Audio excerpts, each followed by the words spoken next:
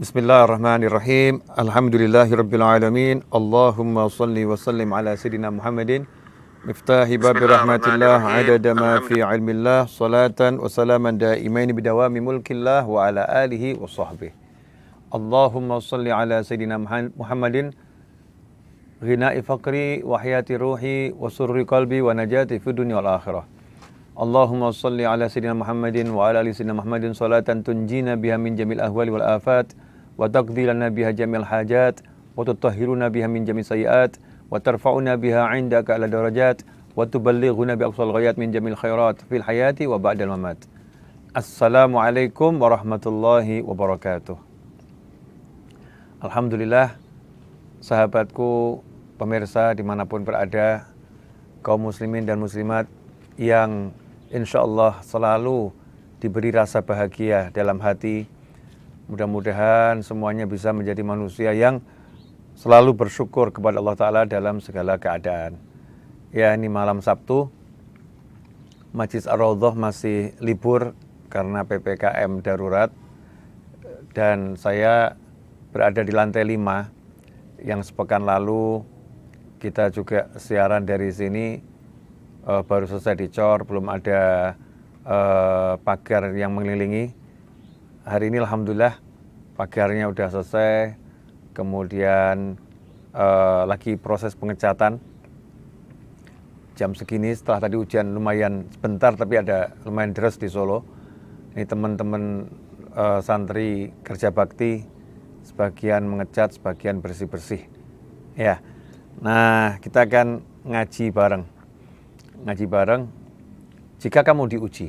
Nah, judulnya itu, ya, jika kamu diuji. Kira-kira bagaimana ya? Orang hidup itu tidak boleh minta ujian. Jadi kita termasuk orang yang sombong kalau kita nantang ya, minta diuji. Minta sakit tidak boleh. Tidak boleh minta sakit, tidak boleh minta diuji. Bahkan pernah guru saya itu ngomong, kalau doa jangan minta sabar. Nah, kalau kena musibah minta sabar, tapi kalau lagi doa sehat-sehat jangan minta sabar. Karena orang kalau minta sabar nanti akan diuji. Minta sabar kalau dikasih kan harus ada ujiannya. Ya, tapi kalau udah diuji ya sabar. Minta diberi kesabaran ya. Yang besar, sabar yang menyelamatkan dunia akhirat. Ikhwani rahimakumullah. Saat ini laju penyebaran COVID-19 di Jawa dan Bali khususnya, lajunya membuat nggak sedikit orang yang khawatir, nggak sedikit orang yang bingung. Nah, khawatir dan bingung itu kalau kita ikutin terus nanti kitanya jadi hidupnya nggak nyaman, nggak enak. Nomor satu, kita nggak usah bingung, nggak usah khawatir, tetapi harus berusaha yang terbaik dalam segala hal. Tim dokter sudah berusaha sebaik mungkin, tim medis berusaha sebaik mungkin, pemerintah berusaha sebaik mungkin, aparat berusaha sebaik mungkin, ya, ahli ekonomi berusaha sebaik mungkin, ustadz, ya, ulama juga harus berusaha sebaik mungkin di bidangnya. Nah, salah satu bidangnya ustadz sama ulama ini kan bukan ngatur ekonomi. Ini kalau ustadznya ngatur ekonomi, ngurusin ekonomi, ya bukan ahlinya, nanti bisa justru jadi kehancuran. Tugas utama ustadz saat ini orang yang punya kelebihan ilmu, ya, diberi Allah kelebihan ilmu, tugasnya adalah memberikan penjelasan, pencerahan kepada dirinya sendiri dan orang lain agar bisa mendapatkan ketenangan di dalam ujian, ketenangan di dalam musibah, ketenangan di dalam kondisi yang nggak enak. Kalau bahasa singkatnya, jangan panik. Ya, gimana tidak panik, gimana bisa tenang, ya, itu yang harus selalu disuarakan oleh para ulama. Sehingga pengobatan yang dijalankan oleh tim medis, ya, pengobatan dijalankan oleh ahli-ahli kesehatan itu bisa maksimal. Kalau pasiennya tenang, kemudian masyarakat hidupnya tenang, maka semuanya akan jadi nyaman dan insya Allah akan jadi obat, ya, akan jadi obat. Nah, termasuk saya belajar dari orang-orang yang ahli kesehatan, penyakit ini, manusia dapat penyakit itu kan masuk ke tubuh atas izin Allah Ta'ala. Kalau nggak diizinkan Allah kan nggak bisa. Nah, penyakit yang ada di tubuh manusia ini sebetulnya tubuh manusia itu sudah diberi Allah Ta'ala kekuatan untuk menghadapi apa yang ada di alam. Tubuh manusia ini kuat ya. Allah kasih kekuatan luar biasa ya. Subhanallah, kita mau tadabbur sedikit tentang tubuh kita. Kalau kita mau kenal Allah, ya, man arafa nafsahu faqad arafa rabbah. Siapa yang mengenal dirinya, dia akan mengenal Tuhannya, mengenal Allah, penciptanya. Dikatakan rabbah, yang maha ngurusi dia. Jadi kalau dia kenal dirinya, dia akan mengenal Allah yang maha ngurusi dia. Coba salah satu guru saya ya, pernah ngomong begini. Yang dibuat manusia sekarang ini, kalau kita boleh pakai istilah dibuat manusia ya, bukan diciptakan ya, kreasinya manusia. Seperti misalnya meja atau kursi atau mobil. Kalau mobil itu ketatap sesuatu, terbentur sesuatu, catnya mengelupas, kemudian bodinya itu peok ya, atau pesok, atau masuk ke dalam ya, bahasa Jawanya peok ya. Nah, kalau bahasa Indonesianya apa Mas Seto? Penyok kelihatannya bukan bahasa Indonesia ya, bahasa daerah yang di Indonesia kan. Kalau bahasa Indonesianya ya bagian yang masuk ke dalam, nah, itu namanya pesok alias penyok gitu. Nanti cek di Kamus Besar Bahasa Indonesia. Daripada kita berdebat bahasa Indonesia atau bukan, kita cek di Kamus Besar Bahasa Indonesia. Nah, jangan gagal fokus ya, jangan fokus sama kursi goyang saya. Nah, ini emang nikmat ini, alhamdulillah duduk sama angin semilir di malam hari setelah hujan. Ya, jadi mobil tadi nggak akan kemudian jadi mulus catnya, nggak akan jadi kembali sempurna seperti sebelumnya bodinya, kecuali kalau kita bawa ke body repair. Di situ dipukul-pukul lagi, dia diatur sedemikian rupa, kemudian dicat. Kayu yang kita gunakan untuk jadi kursi, kalau kayunya itu kena paku ya, luka gitu kayunya cuil ya, kayunya cuil. Cuil nih bahasa Indonesia atau bahasa Jawa nih? Nah, ngelupas tuh bahasa Indonesia. Kalau cuil, ngelupas sedikit. Mas Seto, ngelupas sedikit kata Mas Seto. Cuil. Nah, kalau cuil ini kayunya bisa enggak dia kayu itu terus tiba-tiba jadi utuh sendiri? Enggak bisa. Tapi subhanallah, tubuh manusia kena luka, tergores, kita diem, kita nggak ngapa-ngapain. Ya, kita nggak ngapa-ngapain, kita diem.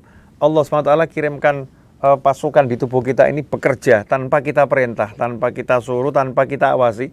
Kita tinggal tidur, kita pergi, kita main dan sebagainya. Maka luka ini akan menutup dengan sendirinya. Tentunya butuh waktu, tapi menutup dengan sendirinya. Artinya tubuh manusia ini Allah beri kekuatan yang luar biasa. Virus itu masuk ke tubuh, virusnya regenerasi, menjelma jadi banyak bentuk pun, maka di dalam ada pasukan yang siap untuk menghadapi virus tersebut. Ya, tentunya semua butuh waktu, ada prosesnya. Nah, kalau kita ini menjaga tubuh kita, ya, maka yang dalam tubuh kita akan menjaga kita dengan izin Allah Subhanahu wa Ta'ala. Cuman masalahnya kita kan tidak jaga tubuh kita. Tidak jaga tubuh kita yang rusak. Kalau begini, ini kata guru saya ya, ini renungan aja. Alam ini kan ada hukum keseimbangan di alam. Ya, ada panas, ada dingin. Betul ya, ada panas, ada dingin.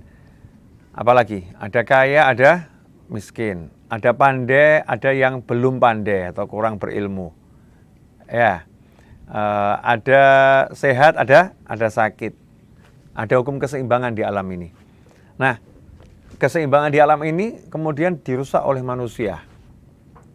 Manusia merusak semua produknya Allah Ta'ala yang asli ciptaannya Allah, bukan dikreasikan oleh manusia. Itu kalau masuk ke bumi, maka dia akan terurai. Fisik kita ini masuk ke bumi, jadi mayat, dikubur, akan terurai. Karena bumi ini kan ibu kita ya, Mother Earth ya, Mother Earth katanya. Ibu bumi ini adalah, entah namanya apa itu bahasa Inggrisnya, saya bukan orang Inggris, enggak ya Habibnya. Ya, tapi nggak apa-apa lah, yang penting kan sudah mengingatkan kalian yang paham betulnya seperti apa.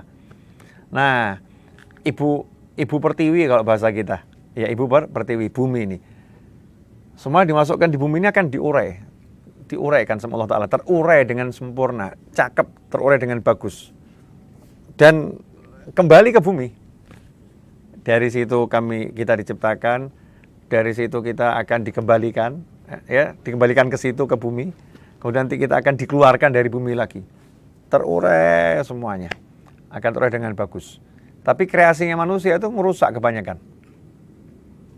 Allah udah bilang, malaikat udah ngasih informasi kan, akan membuat kerusakan di muka bumi, menumpahkan darah, buat kerusakan di muka bumi, kemudian pertumpahan darah, itu manusia.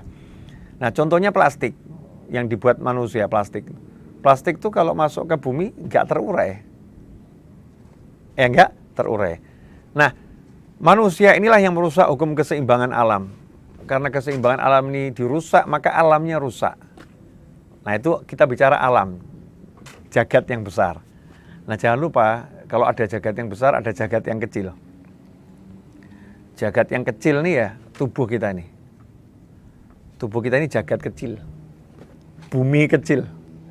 Semua yang masuk ke sini, kalau ini masih asli cipta masuk ke mulut kita ini, akan diuraikan oleh oleh perut kita ini, lambung ini akan menguraikannya dengan bagus, disalurkan. Yang nggak butuh akan dibuang. Ya, ada yang jadi keringat, ada yang jadi, ya tadi itu, kotoran, ya, ada yang jadi gizi, jadi vitamin, diserap dengan bagus oleh tubuh. Kalau yang masuk ini benar. Nah, kalau yang masuk nggak benar, sudah mulai kena minyak 5 liter, kemudian kena cabai 200 biji cabai, yang masuk nggak benar, bleng, nggak benar yang masuk, keseimbangan di tubuh, ya tadi, nggak terpenuhi, hukum keseimbangan alamnya rusak. Jadi tubuh kita rusak sendiri. Kalau tubuhnya sudah rusak, ya tubuhnya rusak, ya otomatis ya sama di alam ini rusak, ya terjadi banjir, macam-macam itu, tanah longsor, ya. Kalau tubuhnya rusak, ya terjadi tadi itu kolesterol, asam urat, darah tinggi, dan lain sebagainya. Nah, cara termudah, saya kayak pakar kesehatan ya, gaya. Nah, ini hasil belajar ini. Cara termudah untuk menjadikan tubuh ini kembali bisa menguraikan semuanya, ya kita atur pola makan. Makannya diberesin dulu, dibetulkan, konsumsi makanan-makanan yang bisa diuraikan oleh tubuh. Makan makanan yang bukan sampah gitu, bukan plastik yang dimakan, tapi makanan bisa diuraikan oleh tubuh. Ya wajar nafsu kita sesekali makan makanan yang junk food, sesekali wajar. Kalau setiap hari pagi siang sore malam ya tubuhnya rusak.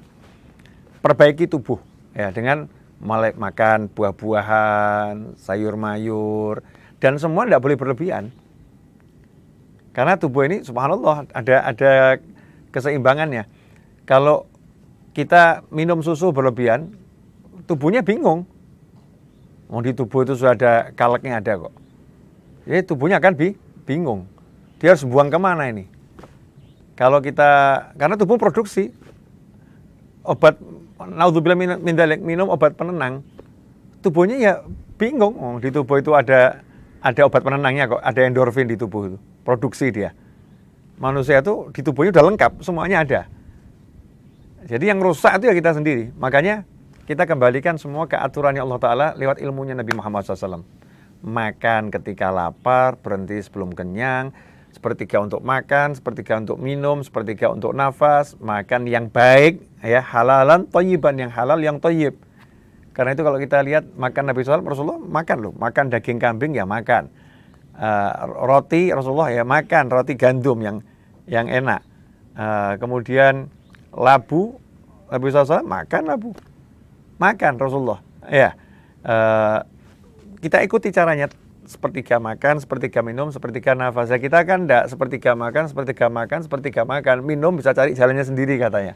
Nafas masih ada umur, kalau waktunya mati, Masya Allah. Ini nama kita nggak ikuti syariat, ya ikuti syariat. Nah, kalau tubuh ini udah normal, tubuh kita penuhi ya seperti seharusnya, tidak berlebihan. Mau minum susu ya cukup aja, jangan banyak-banyak minum susu, karena di tubuh sudah produksi itu. Ya, obat penenang cukup bahagia. Di dalam tubuh udah ada obat penenang. Loh, justru karena itu saya tidak bahagia maka minum obat penenang. Nggak usah tidur, nanti kamu sudah akan muncul penenang sendiri di tubuhmu, ya istirahat yang cukup. Jangan dipaksakan diri. Jangan maksakan diri. Tubuh ini ada ukurannya, batasnya. Kalau dipaksakan terus ya jebol tubuhnya. Harus tahu kapan harus bilang stop, istirahat.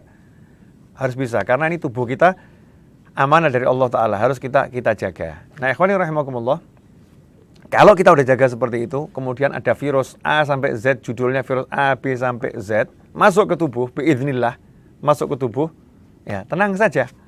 Gimana? Ya udah, nanti tubuhmu akan mengobatimu. Catatannya, ikuti ajaran Nabi Muhammad SAW. Makanannya bergizi, makanannya betul, ya istirahatnya betul, pikirannya tenang, hatinya senang, tubuh akan ngobati, istirahat cukup. Nah, kalau tubuhnya sudah rusak, ya itu baru. Kemudian kok sudah istirahat, sudah ini tidak cukup, tambah parah ini penyakitnya, nggak beres-beres, berarti tubuh kita ada alat yang rusak. Maka perlu pengobatan yang lebih, ya. Pengobatan lebih, butuh bantuan tubuhnya, bantuan dari luar. Nah, jangan tergesa-gesa cari bantuan dari luar. Kembalikan dulu tubuh kita ini biar bisa ngobatin dirinya sendiri. Sehingga rumah sakit nggak penuh. Ini kita jadi malas. Kesian tim dokter itu. Karena kita manja, kita malas, pilek sedikit ke rumah sakit. Batuk sedikit, rumah sakit. Ya kesian dokternya. Ya diobatin dulu,